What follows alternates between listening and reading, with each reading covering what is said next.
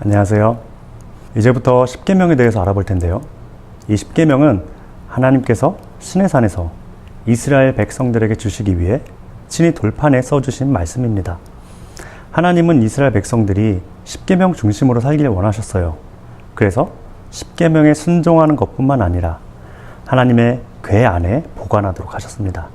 또한 그 궤를 이스라엘 중심에 두라고 명령하셨습니다.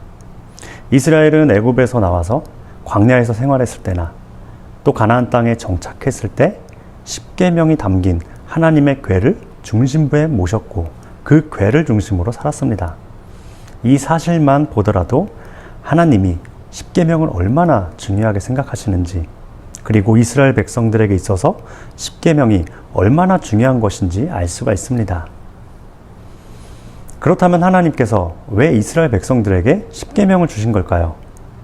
우리는 십계명을 알아가기 전에 먼저 이 질문에 대한 답을 찾아야 합니다. 십계명을 주신 이유는 하나님 나라를 세우시고 그들과 함께 하시기 위해서입니다. 십계명과 하나님 나라가 어떻게 연관이 되어 있는지 살펴보도록 하겠습니다. 여러분, 신구약 성경의 핵심 주제는 무엇일까요? 하나님 나라입니다. 성경은 단순히 인간이 윤리 도덕적으로 살도록 교훈하고 있는 내용을 담고 있는 책이 아닙니다. 창세기부터 요한계시록까지 성경 구석구석을 살펴보면 하나님이 창조하신 하나님 나라 이야기가 가득합니다. 창세기 1장 1절을 보면 태초에 하나님이 천지를 창조하셨다고 말씀합니다. 하나님이 말씀으로 세상을 창조하셨습니다. 그리고 인간을 창조하셨습니다. 하나님께서 세상과 인간을 창조하신 이유는 하나님이 창조하신 하나님 나라에서 인간과 함께 사시기 위함입니다. 그런데 창세기 3장을 보면 아담과 하와가 하나님과 함께 살기를 거부합니다. 스스로 하나님이 되겠다라고 행동을 해요. 이러한 시도는 인간이 하나님 나라에서 벗어나서 세상 한가운데에서 자신의 왕국을 만들어내고 자기가 하나님이 되어 자기 삶을 주관하며 살겠다라는 그런 의지를 반영하고 있습니다. 이렇게 아담과 하와로부터 시작된 죄악은 모든 인류의 타락을 가져왔고, 타락한 인간들은 죄악을 행하면서 하나님 나라를 망가뜨리기 시작했습니다. 그리고 하나님은 홍수로 모든 걸 다시 새롭게 세우겠다고 결단하십니다. 하나님은 이 땅에 홍수를 일으키십니다. 하지만 노아와 그의 가족들은 홍수 속에서 건지십니다. 그들을 통해서 다시 하나님 나라를 세우십니다. 그런데 시간이 흘러서 여전히 하나님의 나라는 인간들에 의해서 망가졌습니다. 그래서 하나님은 아브라함을 선택하셨습니다. 가나안 땅에서 그와 그의 후손들을 통해서 하나님 나라를 세우시겠다라고 약속을 하셨습니다. 우리에게 친숙한 인물들인 아브라함과 이삭, 야곱, 요셉, 모세, 그리고 이스라엘 백성들은 하나님 나라를 세우기 위해 부름받은 자들이에요. 그들의 삶은 오직 이 땅에 하나님 나라를 세우는 일에 초점이 맞춰져 있었습니다. 이렇게 인류의 시작과 족장시대, 사사시대와 왕정시대를 거쳐서 이스라엘의 멸망과 회복이라는 오랜 역사의 과정 속에서 하나님은 사람들을 세우셨고 하나님 나라를 세워가셨습니다. 그리고 신약시대가 도래했을 때 하나님은 자신의 아들인 예수 그리스도를 이 땅에 보내셨습니다. 예수 그리스도를 통해서 이 땅 위에 절대 무너지지 않고 하나님이 통치하시는 거룩하고 영원한 하나님 나라를 세우시기 위해서 보내신 것입니다. 예수 그리스도는 3년의 공생의 기간 동안 하나님 나라를 세우시는 사역을 감당하셨습니다. 복음을 전하셨습니다. 갇힌 자, 억눌린 자를 자유하게 하셨습니다. 병든 자, 귀신 들린 자를 치료하셨습니다. 그리고 마지막엔 십자가 위에서 생명을 내어주심으로 사탄의 권세를 깨뜨리셨고 하나님이 통치하시는 거룩한 나라를 세우셨습니다. 유대인들은 로마를 처부수고 자신들을 구원할 강력한 힘을 가진 왕으로 오실 메시아를 기대했습니다. 하지만 예수 그리스도께서는 오직 하나님의 방법으로 하나님 나라를 세우셨습니다. 세상의 폭력에 맞서서 십자가 위에서 비폭력적인 방법으로 하나님의 사랑으로 그 그 나라를 세우셨습니다. 그리고 하나님이 세상을 창조하신 왕이시며 공의와 사랑으로 이 땅을 다스리시는 분이심을 사탄과 그의 영향 아래 살고 있던 모든 사람들에게 선포하셨습니다. 예수 그리스도께서 십자가를 통해 세우신 하나님의 나라는 이미 우리 가운데 임했습니다. 하지만 그 나라는 아직입니다. 아직이라는 건 하나님 나라가 완성되지 않았다는 것입니다. 완성되지 않았다는 건 완벽하지 않다는 말이 아닙니다. 이미 예수 그리스도께서 세우신 절대 흔들리지 않고 무너지지 않는 하나님의 나라가 점진적으로 확장되어 가고 있다는 것입니다. 하나님 나라의 최종적인 완성은 예수 그리스도의 재림을 통해서 이루어질 것입니다.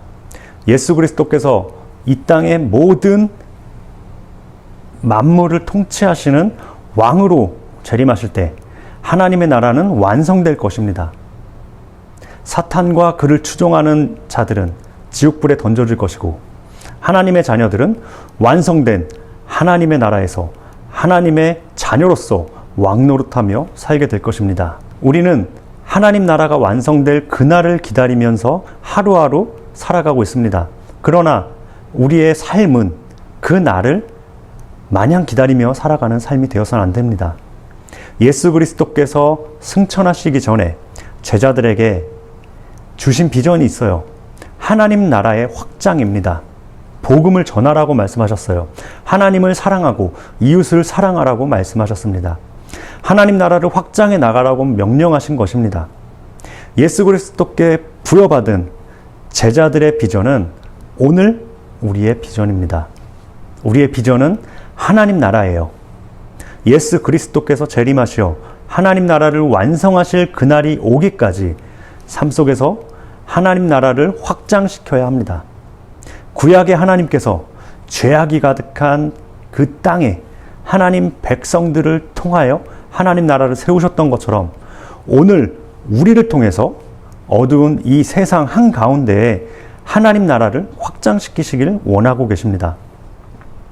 하나님 나라를 위해 우리와 함께 일하시길 원하십니다. 우리는 이러한 비전을 위해서 하나님께 부름 받았습니다. 이것이 우리의 정체성이며 삶의 이유와 목적입니다. 결론적으로 다시 말씀드리면 신구약 성경의 핵심 주제는 하나님 나라예요. 성경은 하나님께서 세우신 하나님 나라에 대한 이야기가 담겨 있습니다.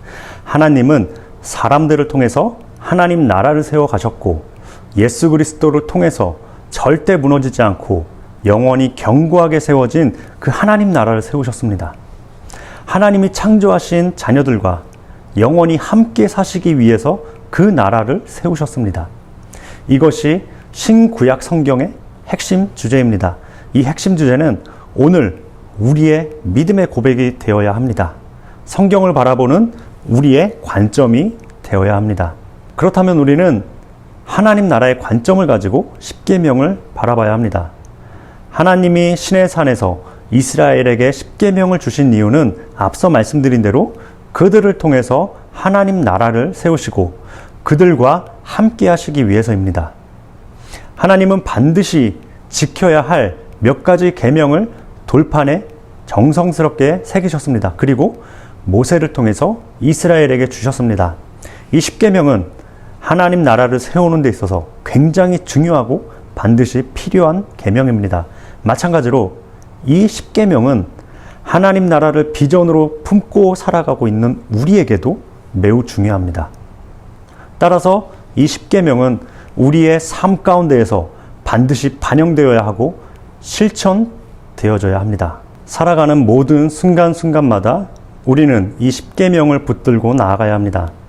지금까지 하나님이 이스라엘 백성들에게 십계명을 주신 이유와 우리에게 있어서 십계명이 어떠한 의미가 있는지, 우리가 왜 십계명을 지켜야 하는지에 대해서 알아보았습니다. 이제부터는 십계명이 어떠한 내용을 담고 있고 또 어떠한 의미가 있는지 알아가 보도록 하겠습니다. 하나님은 십계명을 두 개의 돌판에 나눠서 기록하셨습니다. 먼저 첫 번째 돌판은 4개의 계명으로 구성되어 있는데 핵심 주제는 하나님 사랑입니다. 제1계명은 너는 나 외에는 다른 신들을 내게 두지 말라입니다. 두 가지의 의미가 있는데요. 첫 번째 의미는 하나님만이 유일한 신임을 알아야 하고 믿어야 하고 섬겨야 한다는 것입니다. 이스라엘 백성들은 이집트에서 오랜 시간 동안 노예 생활을 했습니다. 당시 이집트 사람들은 개구리나 뱀, 송아지 등 많은 신들을 만들어냈고 그것들을 섬겼습니다. 인간보다 힘이 센 대상이 무엇이든지 신격화시켰습니다. 이런 곳에서 이스라엘 백성들이 오랜 시간 동안 생활했기 때문에 다신 숭배 사상에 영향을 받았을 겁니다. 따라서 하나님은 제1계명을 통해서 그것들이 신이 아니라고 말씀하셨습니다. 이 세상을 창조하셨고 통치하시며 모든 인류의 역사를 주관하시는 분이 오직 하나님 한 분뿐이심을 선포하셨습니다. 하나님께서 자신만이 유일하신 신이심을 드러내신 사건들이 있는데요. 애굽에 내리신 10가지 재앙을 통해서 이집트를 심판하셨고 그들이 숭배하고 있었던 거짓된 신들을 깨트리심으로 하나님만이 유일하신 분이심을, 유일한 신이심을 드러내셨습니다. 또한 이스라엘이 홍해 바다를 건널 때 바다를 가르시고 마른 땅이 드러나게 하심으로 바다와 땅, 모든 자연 만물을 주관하시는 분이 하나님이심을 드러내셨습니다. 마지막으로 이스라엘이 광야에서 생활하고 있을 때 하늘에서 양식을 내려주시고 반석에서 물을 내게 하심으로 하늘과 땅과 바다와 온 만물과 우주를 주관하시는 분이 하나님이심을 드러내셨습니다. 이렇게 자신을 드러내신 하나님께서 제1계명을 통해 이스라엘 백성들에게 유일하신 하나님만 믿으라고 말씀하셨습니다. 두 번째 의미는 유일하신 하나님이 나를 구원해 주셨고 앞으로도 책임져 주실 것이기 때문에 그분만 섬기라는 것입니다. 성경에 기록된 수많은 인물들은 먼저 하나님께 다가가지 않았습니다. 하나님께서 먼저 그들을 찾아가셨고 그들을 부르셨습니다. 그들의 삶과 모든 문제들을 책임져 주셨습니다. 신약에서 예수 그리스도께서도 먼저 제자들을 찾아가셨고 그들을 부르셨어요. 그들의 삶과 그들의 사역을 책임져 주셨습니다. 이것처럼 유일하신 하나님은 우리의 삶의 주권자이십니다. 우리에게 먼저 찾아와 주셨고 불러주셨고 인생을 책임져 주셨습니다. 그렇기 때문에 우리는 유일하신 하나님만 섬겨야 합니다. 제2계명은 너를 위하여 새긴 우상을 만들지 말라는 것입니다. 여기서 우리가 질문해야 할 게 있습니다. 하나님이 말씀하신 우상이 무엇인가입니다. 여기서 말하고 있는 우상은 타 종교를 말하는 것으로 흔히들 이해합니다. 그래서 어떤 사람들은 타 종교의 신상이나 장소를 훼손하기도 합니다. 그러나 제2계명에서 말하고 있는 우상은 타 종교를 말하고 있지 않습니다. 출애굽기 20장 23절 말씀 보면 너희는 나를 비겨서 은으로나 금으로나 너희를 위하여 신상을 만들지 말라고 말씀하셨습니다. 그렇다면 이 계명에서 말씀하고 있는 우상은 하나님의 우상을 만들지 말라는 것입니다. 출애굽기 32장을 보면 이스라엘 백성들이 모세가 오지 않자 금을 모아서 금송아지를 만듭니다. 그리고 그것을 여호와 하나님이라고 여기고 숭배합니다. 눈으로 볼 수 있는 하나님을 만들고자 했던 그들이 하나님의 우상을 만들어버린 것입니다. 하나님은 하나님의 우상을 만들지 말라고 말씀하셨습니다.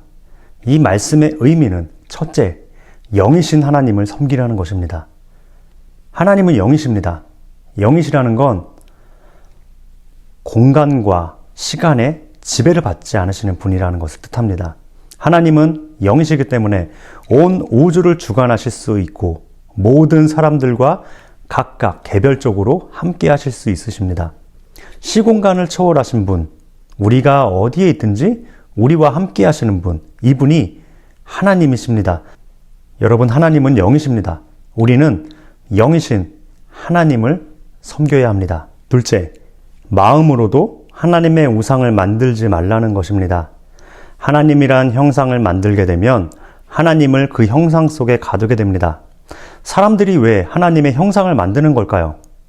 다시 금송아지 사건으로 돌아가 보면 이스라엘은 금으로 송아지 형상을 만들었습니다. 나무나 진흙이 아닌 금으로 만들었습니다.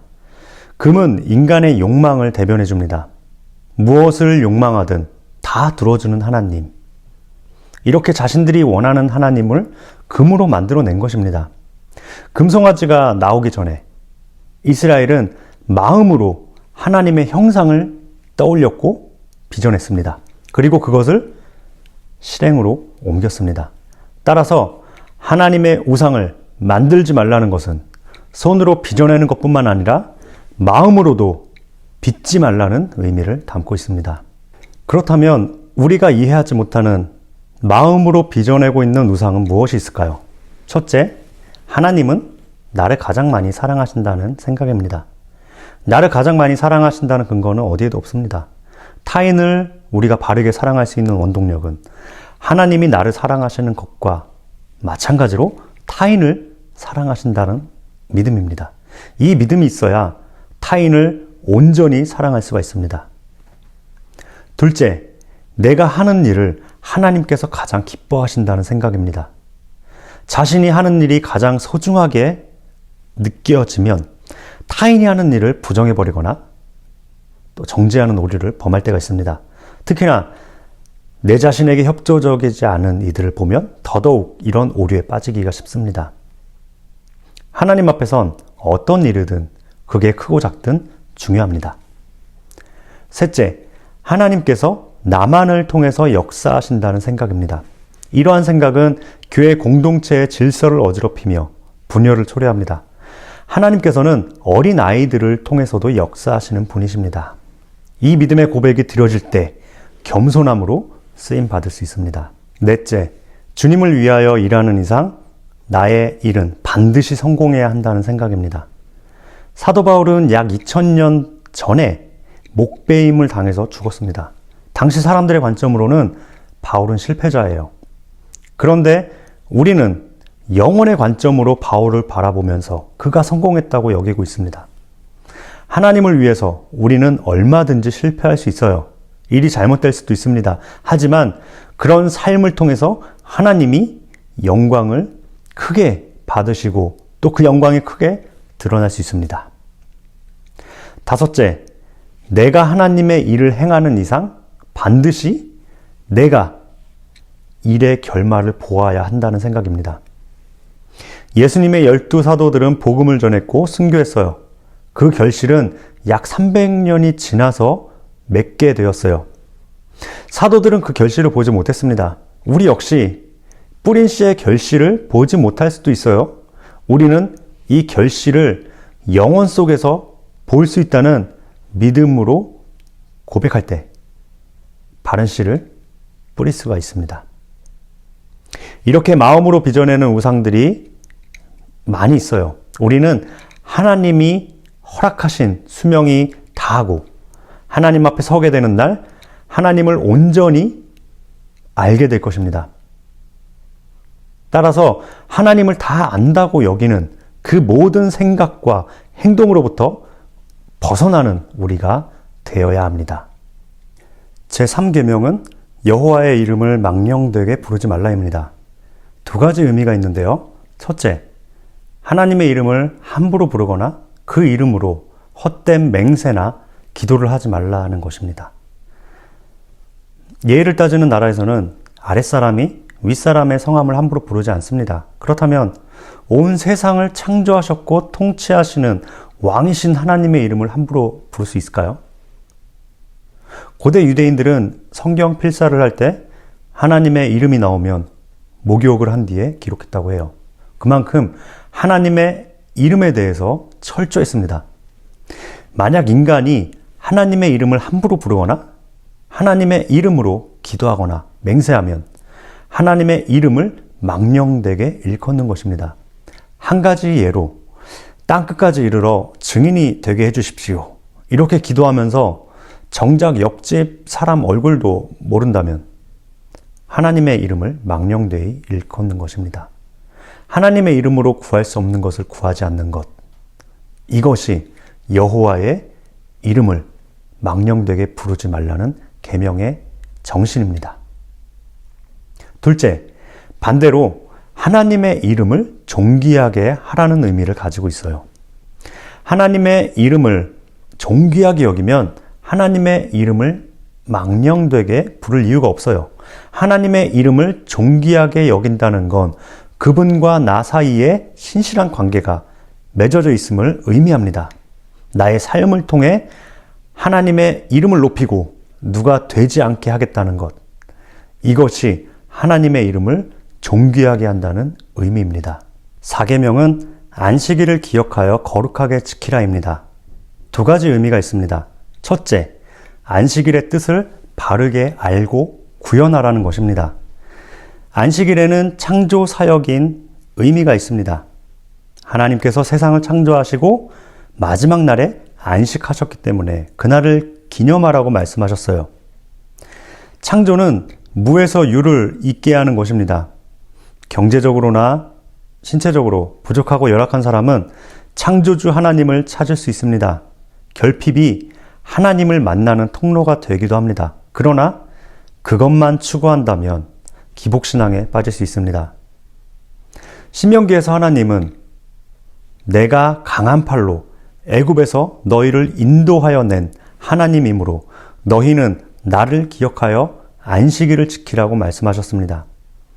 안식일이 창조사역에서 구속사적 의미로 승화되었어야 결핍은 신앙의 동기가 될 수 있습니다. 그러나 구원자 하나님을 통해 영적인 삶이 시작되어야 합니다. 그렇다면 오늘날 주님의 날은 언제일까요? 요한계시록 1장 9절과 10절을 보면 주의 날이 기록되어 있어요. 이 주의 날은 주일입니다. 안식일이 예수님이 부활하신 주일로 바뀐 것입니다. 주일은 부활의 의미가 있어요. 창조사적인 안식일이 구속사적 안식일로 승화되고 또 부활의 의미인 주일이 되므로 안식일의 의미가 완성됩니다. 결론은 안식일의 의미는 하나님이 구원자 되심을 알고 새로운 영적인 삶을 사는 것, 옛사람이 죽고 그리스도와 함께 부활함으로 그리스도와 함께 사는 것, 이것이 안식일의 의미입니다. 둘째, 예수님 안에서 예배의 사람이 되라는 것입니다. 주일을 거룩하게 지키는 것은 예배의 사람이 되는 것입니다. 예배는 하나님 앞에서 죽는 거예요. 구약에는 제사를 드릴 때 짐승을 죽이고 가죽을 벗기고 각을 뜨고 불에 태웠어요. 누군가에겐 그 행동이 징그럽다거나 또는 괴로울 수 있는 일이었을 거예요. 그러나 하나님이 그렇게 하라고 말씀하셨기 때문에 이스라엘은 그 방식으로 제사를 드렸습니다. 마찬가지로 예배는 하나님 말씀 앞에서 내가 죽는 거예요. 내가 죽으면 말씀이 우리의 삶을 통해 드러납니다. 나의 사고방식과 나의 삶의 태도를 변화시킵니다. 우리는 하나님 앞에서 나를 죽이는 예배를 드리는 예배자가 되어야 합니다. 첫 번째 돌파는 이렇게 4가지 계명, 하나님 사랑에 대한 주제를 담은 계명으로 이루어져 있습니다. 두 번째 돌판을 살펴보겠는데 두 번째 돌판에는 6가지 계명이 기록되어 있습니다. 핵심 주제는 사람, 사랑을 위한 내용을 담고 있습니다. 제5계명은 내 부모를 공경하라입니다. 2가지 의미로 생각해 볼 수 있습니다. 첫째는 좋은 자식이 되라는 것입니다. 좋은 자식이 되지 못하면서 주님의 증인이 된다는 것은 거짓말입니다. 또한 좋은 자식이 되지 못하면서 이웃을 사랑한다는 것도 거짓말입니다. 부모를 사랑해야 이웃을 사랑할 수 있고 주님의 증인이 될 수 있습니다. 내 부모를 공경하라 해서 이 공경이라는 단어는 히브리어로 카바드입니다. 무겁다라는 뜻을 가지고 있습니다. 따라서 부모를 공경하라는 것은 부모의 삶의 무게를 존중하라는 것입니다. 둘째는 좋은 부모가 되라는 것입니다. 자식에게 공경받는 합당한 부모가 되어야 한다는 것입니다. 성경에는 부모를 공경하라는 말씀이 3번 나와요. 나머지는 좋은 부모가 되라는 명령입니다. 성경의 원리는 큰 자가 작은 자를 섬기는 것입니다. 좋은 자식은 좋은 부모 밑에서 만들어집니다. 따라서 부모는 자식 앞에서 바른 심성의 사람으로 살아야 합니다. 6계명은 살인하지 말라입니다. 이 계명이 나와는 상관없다고 그렇게 여기는 사람들이 있을 겁니다. 타인에게 위해를 가하는 행동을 하지 않았기 때문이에요. 그러나 이 계명은 위해를 가하는 것뿐만 아니라 마음으로도 살인하지 말라는 의미를 가지고 있습니다. 예수님은 마태복음 5장 21절에서 형제를 대하여 나가라 하는 자는 공회에 잡혀가게 되고 미련한 놈이라 하는 자는 지옥불에 들어가게 되리라고 말씀하셨습니다. 형제에게 욕하는 것 자체도 살인이라고 말씀하고 계신 것입니다. 분노를 품고 죽이는 건 결과일 뿐이에요. 마음속에 가득한 미움과 증오가 폭발하면 결국 살인으로 이어지게 됩니다. 뉴스를 보면 살인사건들을 보게 됩니다. 마음속에서부터 시작된 것입니다. 또한 이 계명은 타인의 생명을 자기 생명처럼 여기라는 의미를 가지고 있습니다. 하나님은 사람의 생명을 자신과 동일시하십니다.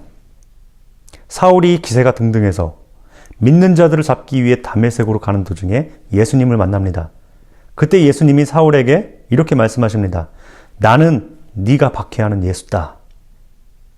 핍박받는 성도들과 자신을 동일시하신 것입니다. 이 사실을 기억하면 우리는 타인을 존중하고 사랑할 수밖에 없습니다. 우리는 무의식적으로 저지르는 말과 행동으로 하는 살인과 마음속으로 하는 살인을 멈춰야 돼요. 유통기간을 변조하거나 강과 공기를 오염시키는 비양심적인 살인도 멈춰야 합니다. 살인하지 말라는 이 말씀이 문자적인 것이 아님을 기억하고 타인의 생명을 귀히 여기고 존중하는 우리가 되어야 합니다. 제7계명은 간음하지 말라입니다. 간음 역시 마음속에서부터 시작됩니다. 예수님은 마태복음 5장 27절부터 28절까지의 말씀에서 음욕을 품고 여자를 보는 자마다 마음에 이미 간음한 것이다 라고 말씀하셨어요. 레위기 20장 10절 말씀 보면 하나님께서 누구든지 남의 아내와 간음하는 자, 곧 그의 이웃의 아내와 간음하는 자는 그 간부와 음부를 반드시 죽이라고 말씀하셨습니다. 또한 히브리서 13장 4절을 보면 모든 사람은 결혼을 귀히 여기고 침소를 더럽히지 않게 하라. 음행하는 자들과 간음하는 자들을 하나님이 심판하신다고 말씀하셨습니다. 하나님이 이렇게 강력하게 말씀하신 이유는 간음이 먼저는 자기 육체를 죽이는 행위이기 때문입니다. 음행은 자기 몸에 범죄하는 것입니다. 영혼을 망가지게 하는 것입니다. 또한 간음은 상대방을 죽이는 행위입니다. 교회 안에 불륜이 많이 일어나고 있습니다. 자신뿐만 아니라 상대방의 가족 모두를 죽이는 행위를 하고 있는 것입니다. 하나님은 마음속으로도 음욕을 품지 말라고 강력하게 명령하셨습니다. 따라서 우리는 음욕을 품는 것도 상대방으로 하여금 음욕을 품게 만드는 것도 멀리 해야 합니다. 외모와 옷을 단정히 해야 합니다. 부부 사이에서도 자신의 쾌락만을 위해서 배우자를 성적 도구로 여긴다면 그것도 음욕입니다. 부부 사이에서 성관계는 하나님이 나에게 주신 배우자에게 봉사하기 위한 것임을 우리는 기억해야 합니다. 제8계명은 도둑질하지 말라입니다. 신앙적 의미는 바른 물질관을 가지라는 것입니다. 우리는 하나님의 청지기입니다. 그렇다면 우리는 바른 물질관을 갖기 위해서 3가지 몫이 포함되어 있다고 믿어야 합니다. 첫째, 하나님께 드릴 몫입니다. 둘째, 타인을 위한 몫입니다. 마지막으로 나의 몫입니다. 우리는 하나님 몫에 대해선 철저합니다. 그러나 타인을 위한 몫에는 인색할 때가 있습니다. 내게 들어오는 물질은 좋고 나가는 것은 안 된다고 생각할 때가 있습니다. 하나님의 몫과 타인의 몫, 내 몫이 있다는 것을 인정하지 않으면 우리는 남의 것을 도둑질하게 됩니다. 제조업자가 그램을 속여서 이익을 취하거나 다른 사람의 상표를 도용하는 것도 도둑질하는 것입니다. 근무 시간에 태만하게 근무하는 것도, 사무실 용품을 사적으로 사용하는 것도, 부동산 투기도 도둑질하는 것입니다. 이와 같은 사례처럼 무의식 중에 저지르는 도둑질이 많습니다. 우리는 이에 대해서 심각하게 생각하고 경계해야 합니다.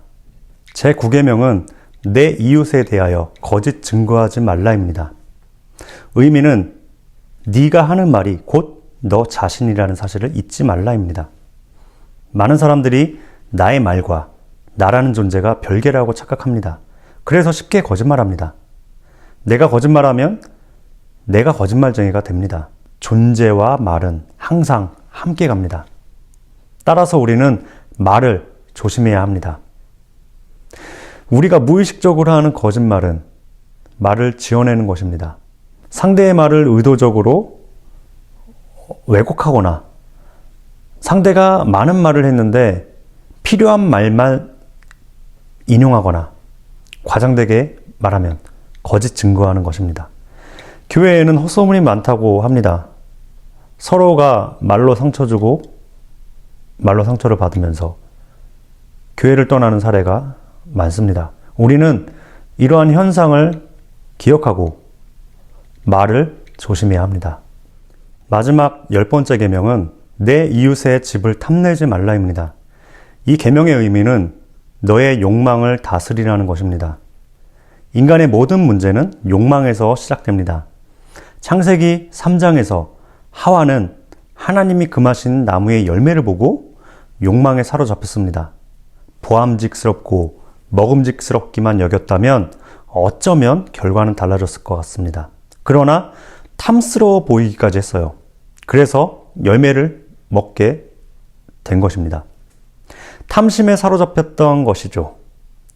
이 탐심을 극복하는 방법은 자족하는 법을 배우는 거예요. 지금 나에게 없는 것을 불평하면서 타인에게 있는 것을 탐하는 것을 거부해야 합니다. 없으면 하나님이 나에게 필요하지 않은 것이기 때문에 주지 않으신 거라고 인정해야 합니다. 사도 바울은 디모데전서 6장 6절에서 자족하는 마음이 있으면 경건에 큰 이익이 된다고 말했습니다. 내 형편이 족한 줄 아는 것이 경건에 도움이 됩니다.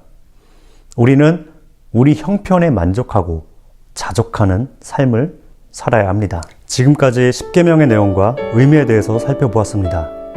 결론을 맺겠습니다. 10계명은 하나님께서 하나님 나라를 세우시고 우리와 함께 하시기 위해서 우리에게 주신 말씀입니다. 우리는 10계명에 순종함으로 하나님과 세상에 대하여 책임을 다하는 삶을 살아야 합니다. 예수님의 삶을 실현해야 합니다. 우리가 이런 삶을 살아낼 때 하나님은 우리 한 사람을 통해서 어둠이 가득한 이 땅에 하나님 나라를 확장시키실 것입니다. 영원히 우리와 함께 하실 것입니다. 예수 그리스도께서 다시 오실 그날까지 하나님 나라의 사명감을 가지고 삶을 살아내시는 우리 모두가 되시길 간절히 소망합니다. 하나님, 이 시간 10계명을 알아가게 해주셔서 감사드립니다. 10계명을 통해서 오직 하나님 나라를 세우시고자 그리고 우리와 함께 하시고자 하셨던 주님의 그 거룩한 뜻을 우리가 알게 되었습니다. 하나님, 그 거룩한 뜻에 반응하는 우리가 되기를 원합니다. 삶 속에서 하나님의 말씀에 순종함으로 하나님을 기쁘시게 하고 또 하나님께서 우리를 위하여 계획하신 그 모든 거룩한 뜻을 삶 가운데에서 실천하며 나아가는 우리 모두가 되게 하여 주시옵소서. 우리는 나약합니다. 부족합니다. 우리의 의지대로 또 우리가 가진 힘이나 우리의 지식으로 그 뜻을 이루지 않게 하시고 오직 하나님의 능력과 지혜로 하나님의 뜻을 이루어 나아가기를 원합니다. 우리와 함께하여 주시고 우리에게 능력을 부어주시고 우리에게 지혜를 부어주시옵소서. 하나님 나라를 사모합니다. 예수 그리스도께서 다시 이 땅에 오실 때 완성하실 그 하나님의 나라, 그 하나님을 바라보며 오늘도 우리의 삶 가운데에서 삶의 순간순간 속에서 하나님의 나라를 확장시켜 나아가기를 원합니다. 하나님, 우리가 하나님의 동역자가 되어서 그 일을 감당하겠사오니 우리를 붙들어 주시고 하나님의 나라를 우리를 통하여 세워 주시옵소서. 감사드립니다. 살아계신 예수 그리스도의 이름으로 기도드립니다. 아멘.